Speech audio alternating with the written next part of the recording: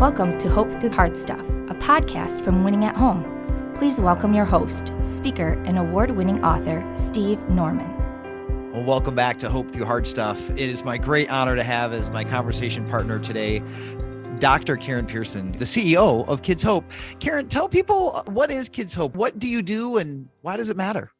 Thank you, Steve, for having me today and for this opportunity to talk a little bit about mentoring. Kids Hope USA is an organization that has really invited Christ followers from churches to invest in the lives of children in their neighborhoods. So for 25 years, almost 30 years now, we have helped churches mobilize volunteers within their congregations. So a church mobilizes volunteers, and those volunteers decide to spend 1 hour a week with just one child in that neighborhood elementary school. And those children and those mentors then, over the course of an academic year, and in many cases, multiple academic years, form a relationship that can really change the lives of both the young student and the mentor. And it's, January is National Mentoring Month, so it is a wonderful opportunity to highlight these life-changing ways in which forming a friendship and forming a partnership can really be beneficial to both the mentor and the student. So Karen, what does it look like if somebody were to sign up to be a mentor in, the late summer, right before the school year starts? What's the process? What can they expect? Yeah, chances are that volunteer might hear from someone in their church who is a Kids Hope USA church, and that church is partnered with one or more elementary schools right in their neighborhood. And the pastor or maybe the program director might put something in the bulletin, might say something in a church service to invite new mentors to step up and volunteer for an hour a week. So that mentor would likely connect with that director and express interest. And there is a screening process and a training process for our mentors. But should that all work out, the mentor would be matched with a young person at an elementary or in some cases a middle school right in their neighborhood. And that mentor would drive to the school, park their car, get out, go into the school, and in most cases, meet the child right there in the classroom, and they would go find a quiet place in the building to spend an hour together. And it could be the library, could be the lunchroom, could be wherever you can find. And I go every week on Tuesdays to meet with my student, who's now a second grader. We sit at a table kind of off in the corner. We usually play a game. We usually read a book. Sometimes we get a list of spelling words or maybe a list of math work to do. We oftentimes share a snack. We talk, maybe we do a craft. I mean, there's a lot of different things that my student and I like to do, but it really is week after week, faithfully showing up to build a relationship and encourage that little person. Karen, if it's church-based, there are people of faith who are Christ followers who are offering to be mentors, but a lot of the partners is it 100% public schools that you're working with, or is it the majority of them public schools? Vast majority, like 98% of our partner schools are public elementary and middle schools. Yep. Okay. And so just out of curiosity, where is the line of kind of demarcation for what things are appropriate or what things are allowed from a spiritual conversation capacity for mentors? How do they not be, shy about their faith, but how do they honor the systems and the protocols that schools have in place at the same time? Absolutely. Yep. It is really, really important that our mentors understand this exact issue. And we promise schools that our volunteers, the members that come to their schools to build a relationship, will strictly adhere to the separation of church and state as they build the relationship with that student. We're not shy about the fact that the volunteers are coming from a partner church, and that is on the permission slip that students and families, of course, see and need to sign. We say to a mentor, you can shine the light of Christ into that school and into your relationship with your student in so many ways that don't necessarily require words. we know God is working in those schools. We know that these people are serving, motivated by their faith and by their love and the value that they see in these children as God's children. But we have to be trustworthy, and we have to adhere to the rules that the Department of Education has put in place. So we don't evangelize. You're not praying with the student. You're not reading the scriptures with the student. You're building a relationship. I'll share a quick story with you, though, Steve. I just think this is so beautiful. We have a partner church down in the Dallas-Fort Worth area. It turns out that a number of college students served through that church. A college student who was a senior at the time. So this senior who's going to graduate and may not be in the area was partnered with a fifth grader. So someone who was just finishing up their elementary school years, because they thought they might only have 1 year together. And this mentor just loved this girl. And this girl was about to transition to middle school. And so they oftentimes talked about that transition from elementary school up to middle school. And the girl would ask for advice.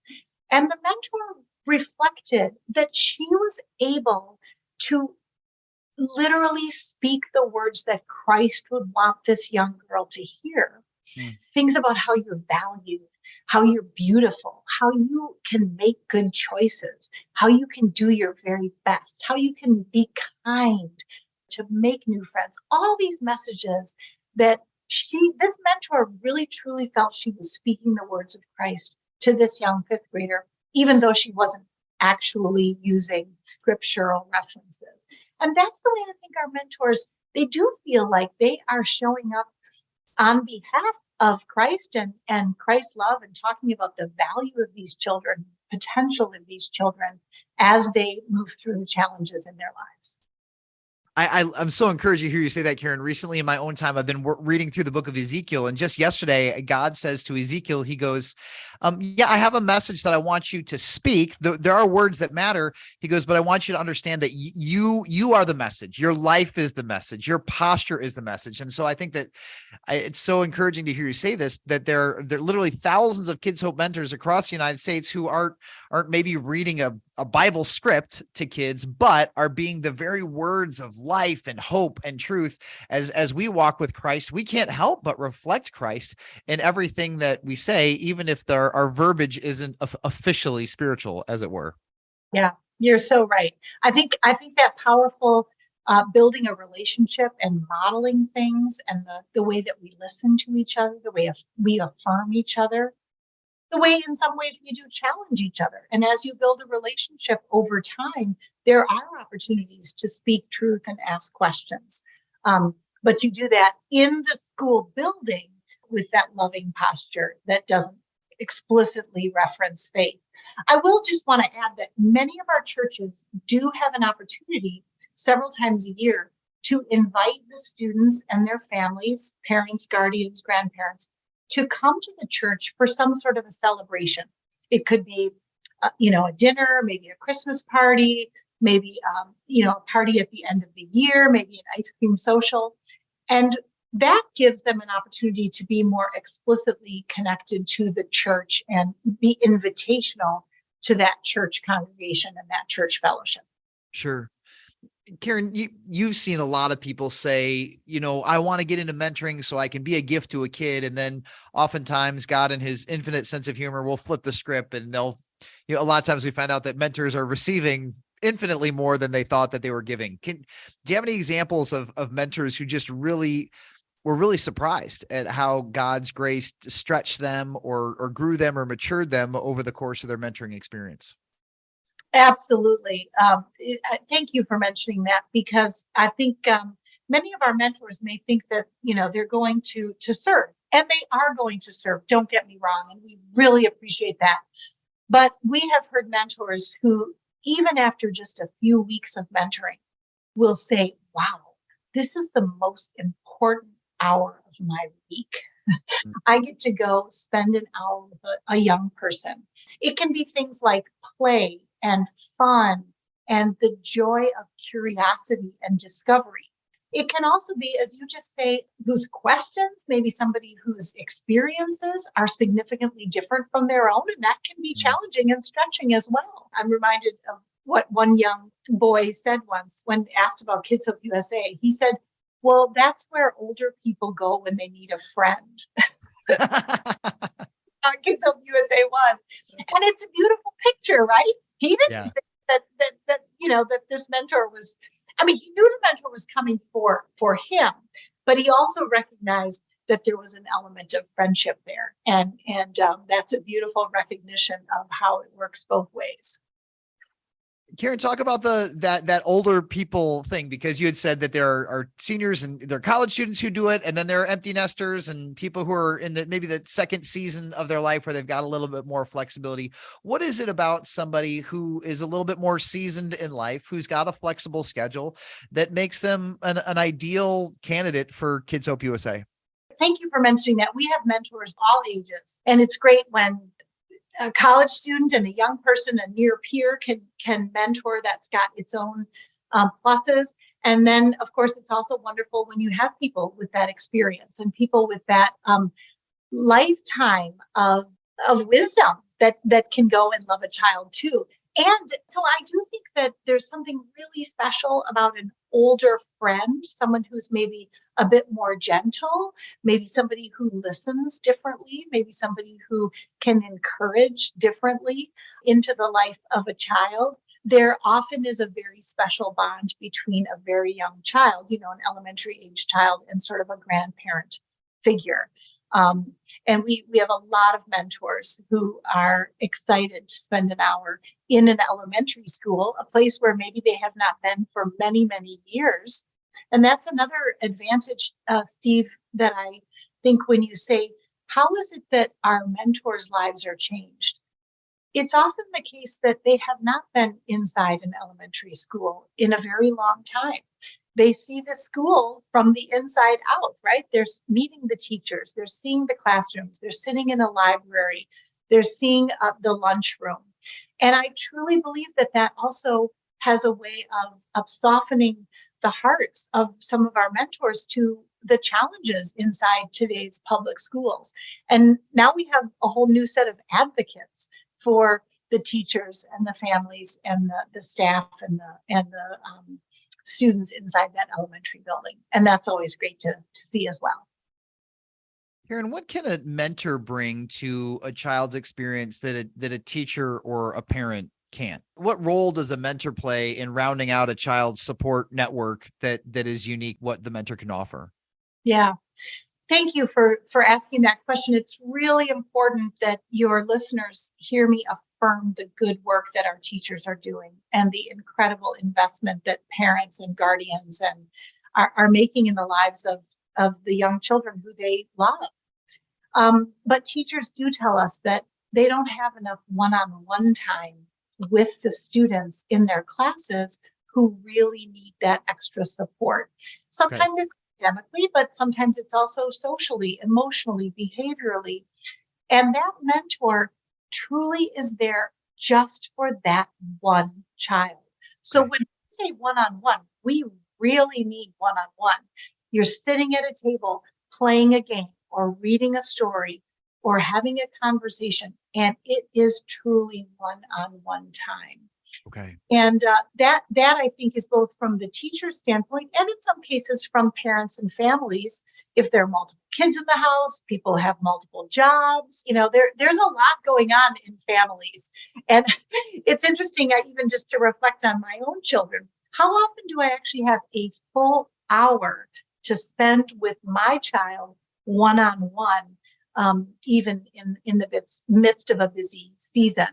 That mentor can offer the encouragement, the support, the listening ear, faithful encouragement week after week, sitting down one-on-one, that doesn't happen very often with a busy teacher or in some cases busy families. That's great. Karen, some people might not know about kind of a unique relationship that Winning at Home and Kids Hope USA have together. So for some of our listeners who know more about Winning at Home than they do about Kids Hope USA, talk about where you see our our areas of impact overlapping, and how Winning at Home and Kids Hope USA have been able to collaborate together on some things? Yes, Winning at Home is just a really valued partner for Kids Hope USA, and has been now for, gosh, I think it's close to 15 years. So Winning at Home, your team has real expertise when it comes to, some of the really critical issues that children are facing in their lives. And there's no question that occasionally we have a mentor or a director that encounters a situation with a child that they could really use the expertise of a counselor, therapist, psychologist, and so on. In that case, our mentors and directors can reach out to Dr. Emily DeYoung and Elise Zuber and others on your team and get some professional expert counseling on that particular situation.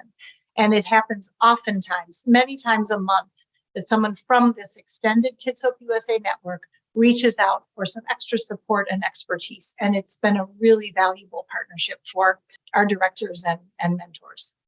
Well, I don't want to speak for Dr. Emily and Elise, but they love the time that they get to spend with the Kids Hope USA team, and are really, I think, really pleased and delighted to be able to share whatever expertise they have with both your staff and your volunteers who are doing such great work on a week in and week out basis. I also want our listeners to know that particularly Dr. Emily and Elise offer kind of ongoing learnings, right? We do webinars. We've done some opportunities for them to speak to our entire network, just some tips. How do we build those relationships? How might you interact with children who've experienced trauma, for instance? And anyway, so my point is, in addition to the consultations, they've often recorded and hosted webinars and other learning opportunities. And we've got those all on our website, so our mentors and directors can tune in and review those. Karen, there's been a lot of debate about public schools and how public schools should be run and the work that people are doing in here. And I think that there's vigorous debate, and some of it is helpful and some of it is not. But let's ask this question. Where do you see God at work in our public schools these days? Well, I see God at work in lots of different ways. Let me first speak to the quality that I see in most of the professional educators, the teachers, the counselors, the administrative staff. These people care deeply about the children and the learning and really the whole person. I mean, it is, of course, about the learning, but it's also developing the character and developing the whole sense of the young person. I think where Kids Hope USA can play just a really exciting and important role is, as I said before, coming alongside and offering additional one-on-one support with a little bit of guidance from the teacher or the counselor or others in that school setting. My teacher, for instance, occasionally just fills me in on some of the things that may be happening with my student and allows me to better tailor our time together to ask those questions, or maybe engage in some of the ways that I can support the learning outcomes and the character development outcomes that the teacher is wanting for that student as well. And I see God absolutely in the midst of that. I think this is a way for our churches and people in that very neighborhood. Steve, you know this. People oftentimes drive by the school 2 or 3 times each day in their neighborhood, but they may not have yet been invited into that school community. And that's what Kids Hope USA does. It says, I get that you're driving by, maybe on your way to church, on your way to work, on your way to the grocery store, but this school, working through your church, this is an opportunity to be invited inside the school to make a difference in the life of one child. Our mentors, they love actually going into the schools and seeing what's happening there and feeling like they're adding to that rich tapestry that's being woven inside that building and on the playground and all the rest. That's great. Karen, talk about why it's important for churches to be a kind of a beachhead partner, a coalescing partner, a mobilizing for volunteers partner, instead of just Kids Hope USA directly recruiting volunteers from any given neighborhood around a school. Why is that church connection important? Yeah, the church and school connection has been really I would say, the most important and very simple way that Kids Hope USA our model is built. Because truly, Steve, the church and the school form an independent partnership. Kids Hope USA as an organization is a very modest sized organization, because what we do is we invite churches to form that independent partnership with their neighborhood school or neighborhood schools. And they then can tailor the needs of that mentoring and the needs of those children in the school to exactly that, to those needs and to that neighborhood. So they use all of our churches use our model. And it's a pretty simple model, but the strength comes in what's happening in Wausau, Wisconsin, or what's happening outside of Chicago, or what's happening down in the Houston area, in that particular neighborhood, between those volunteers in that church and the children in that school.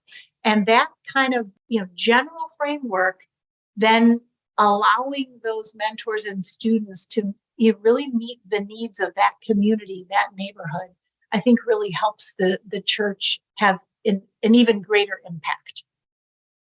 That's great. Karen, any other additional, before we wrap up our time, any other additional stories or thoughts or encouragement that you have for mentors who might either already be doing the work or thinking about doing the work? Yeah, I want to say a huge thank you to the network of Kids Hope USA volunteers. It is a rich, important network. So thank you to those who are already serving as volunteer mentors, prayer partners, directors throughout this network.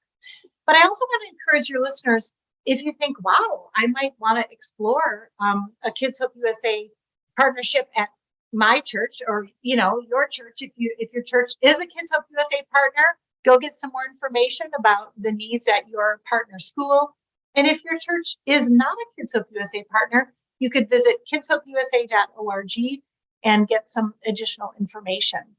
I want to share a story with you, Steve, as we close, just about the fact that these mentoring relationships happen each week for 1 hour during the school day, right here in January of 2023.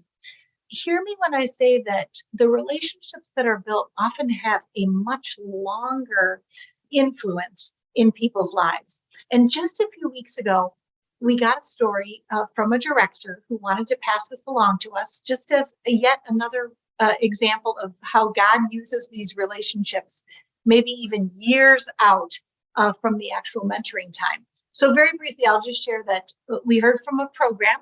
The director shared with us that a member of the family, sort of the elder statesman, the grandfather figure of this family, recently passed away.